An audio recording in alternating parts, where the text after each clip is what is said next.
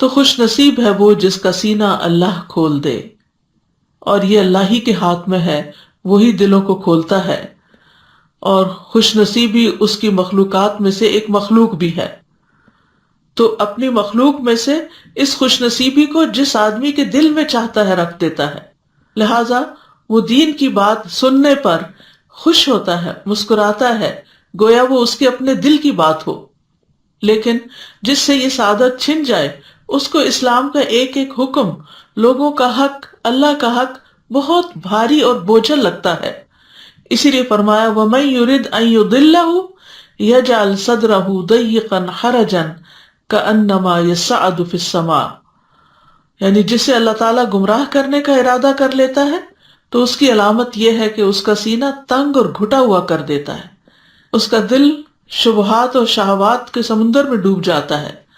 بھلائی اس تک راہ نہیں پاتی، نہ ہی بھلائی اور نیکی کے لیے سینہ کھلتا ہے، گویا وہ سخت تنگی اور شدت میں ہے، گویا وہ آسمان پہ چڑھ رہا ہے،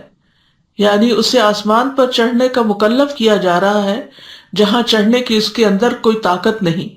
ایسا شخص دنیا کے کاموں کے لیے خوب محنت کرتا ہے، خوشی خوشی کام کرتا ہے، خوب بھاگ دوڑ کرتا ہے، لیکن جو ہی کوئی دین کا حکم آتا ہے، اللہ کا کوئی حکم آتا ہے، تو اس کی ساری ہمت جواب دے جاتی ہے۔ اور یہاں پر یہ جو لفظ حرجن استعمال ہوا ہے، عمر بن خطاب نے مدلج قبیلے کے ایک بادیہ نشین یعنی صحرا میں رہنے والے اعرابی سے حرجہ کا مطلب پوچھا، تو انہوں نے کہا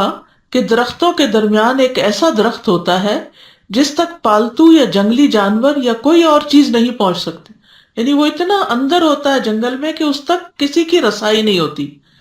یہ سن کر عمر رضی اللہ عنہ نے فرمایا کہ اسی طرح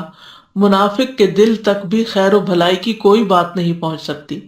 کیونکہ وہ اتنے پردوں میں ہوتا ہے، اتنے اندھیروں میں ہوتا ہے کہ وہاں تک اسے کوئی خیر نہیں ملتی۔